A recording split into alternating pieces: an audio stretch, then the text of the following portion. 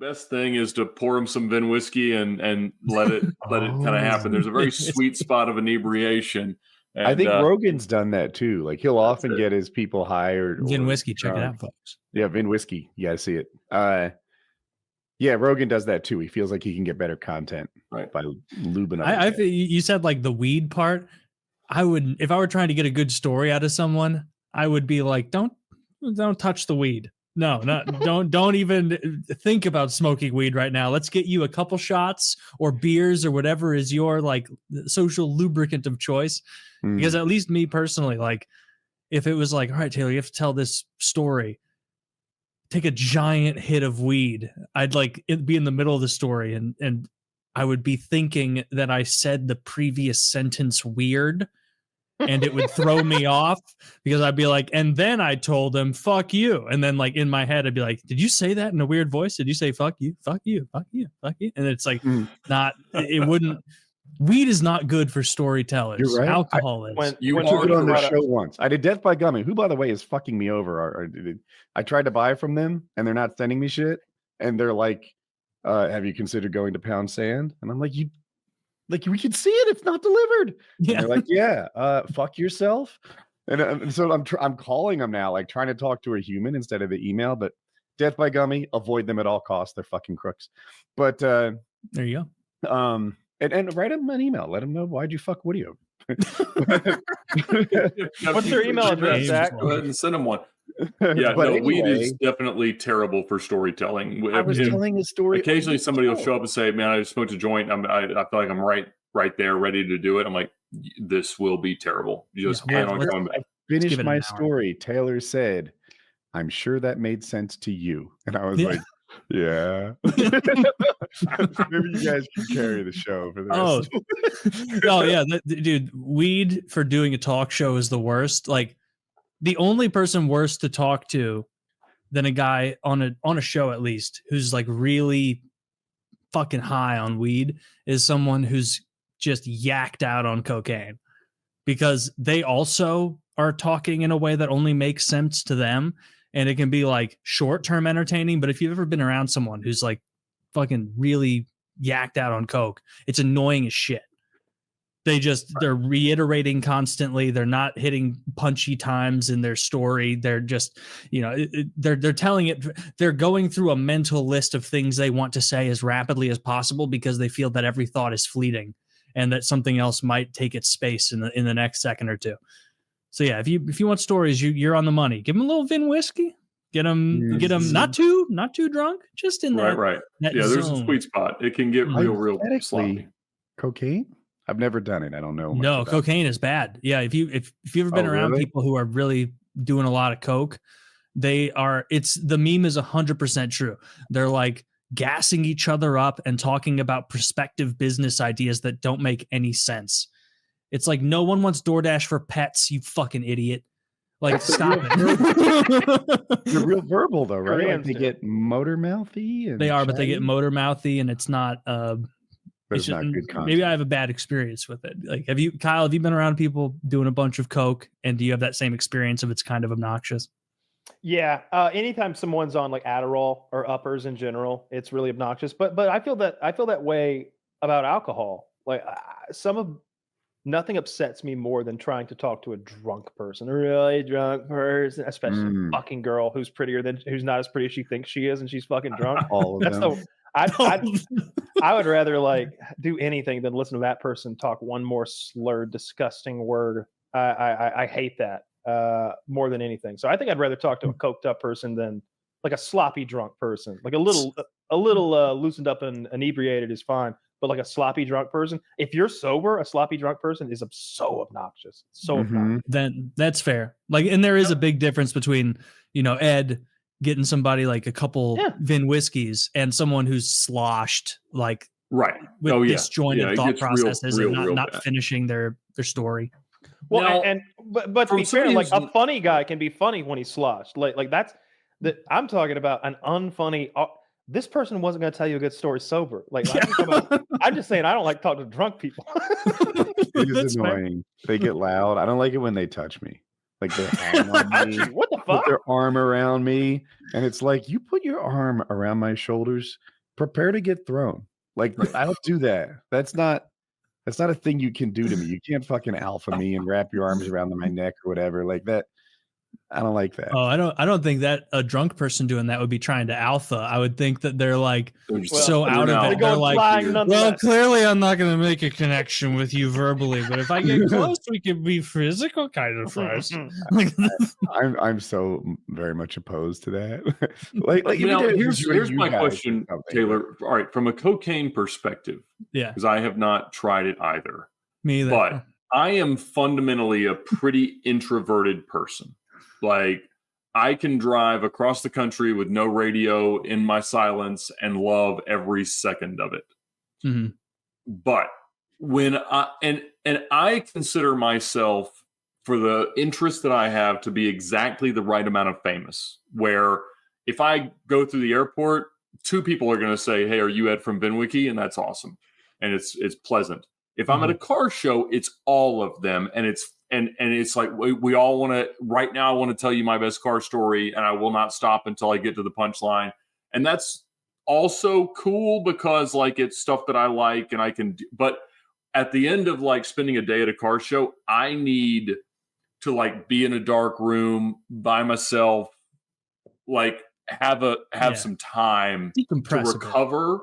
Not that I didn't enjoy it, that I don't appreciate it, because I do, but, like, I think that's what cocaine is for. Oh, I don't think of cocaine as like a decompression drug. Like I've done to tolerate the audience. Like, I could really just, like, lean into being around 100 people telling me I'm the coolest person on earth, as long as, like, rock stars, I assume, do that so they can stand on a stage with 30,000 people screaming at them. Is that real? Yeah, I've definitely been around, and it depends how it hits you. Like, okay, I've done coke enough. I've tried it enough times in my life that if I were going to enjoy it, I would have, and I never did. Like, I'm already high strung and neurotic enough. Like, I only like weed. I like downers. Even in the weed world, I always at the dispensary, I'm like, don't show me any sativas. Like, not even any hybrid leaning sativa, just the indicas, just the downer, like, end of the night thing. But cocaine, like, I've seen people get what you're saying, like, or behave the way you're saying, where, like, they do cocaine and they're, like, hyper social. They are gregarious. They're having a fun time, enjoying themselves. And then, 5 minutes later, they're like desperate with friends to do more cocaine.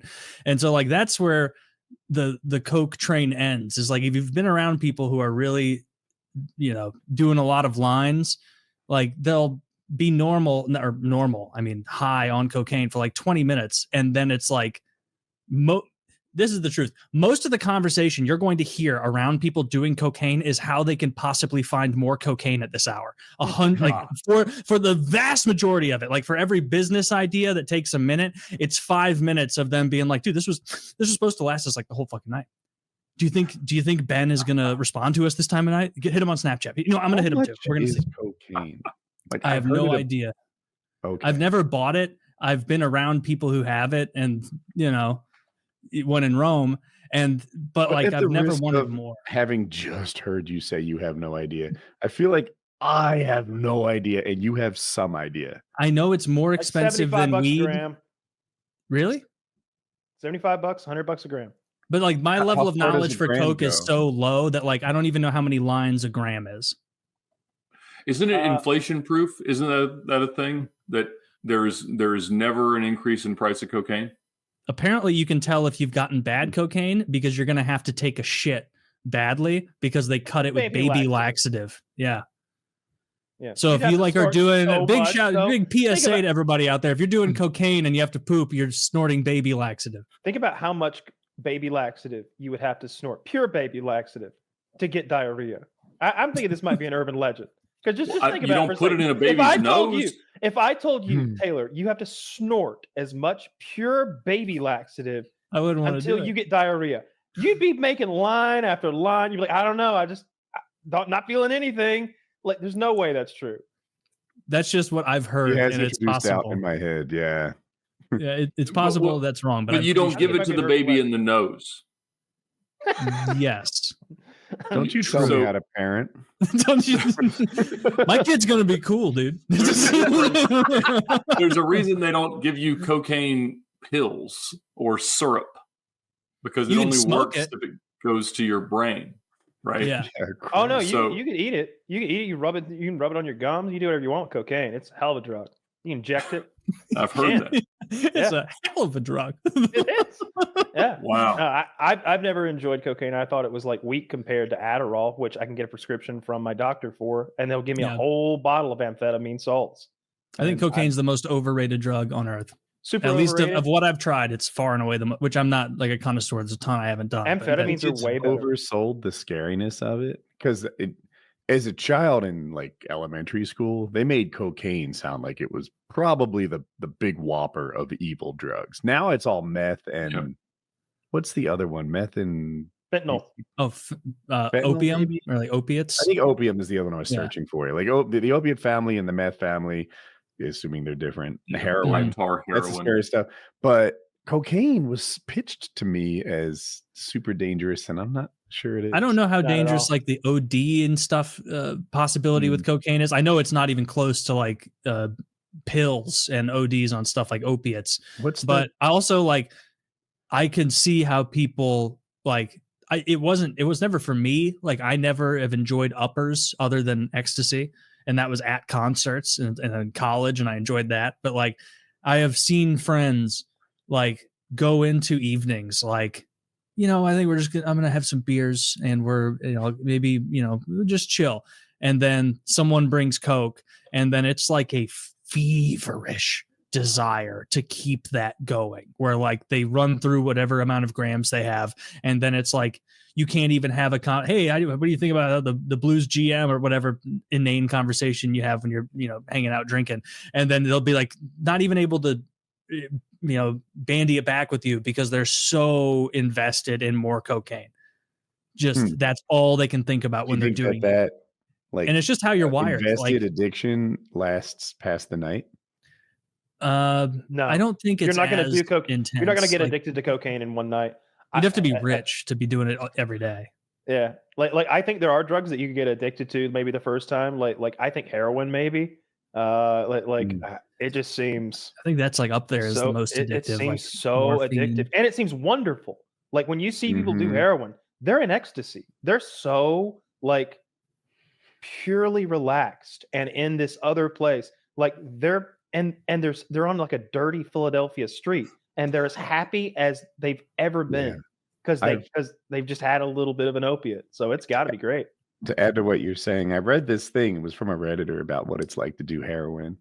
And he's in a traffic jam in a city on a rainy day, a situation I've been in so many times. And it is, to me, one of the most miserable things you can do. You're either going to work or wishing you were home. You're not where you want to be. And it's rainy, so it's taking triple the normal time it takes to go where you want to go. And he is seeing beauty in every raindrop on the windshield.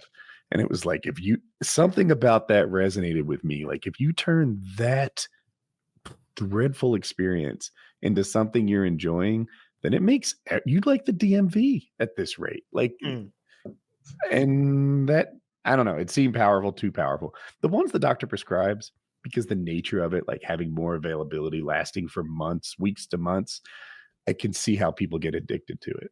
Mm-hmm. And it's not that when we say addicted, especially those opiates, we're talking about if they don't do it, they're in a great deal of pain. It's not even they're like, oh man, I really wish I could feel that feeling. I wish I could escape the way I've been escaping. I need more of that thing that allows me to do that. It's I hurt. Alcohol's like that. A lot of people don't know what happens when a true alcoholic goes cold turkey off of alcohol. They will die. They'll go into DTs and they will literally die. All hospitals carry like Miller Lite. They got cans of Miller Lite down there, like prescription Miller Lite to crack open a can to a fucking. Yeah, it's probably got a little label on it. It costs $300. Dude, that's the most expensive drink you'll ever have. Is that Paid for by United Healthcare. Alcoholic beer. Yeah. Dude, it's Hospital Miller Lite and then sounds Dom right. Perignon, Right? as far as price per ounce.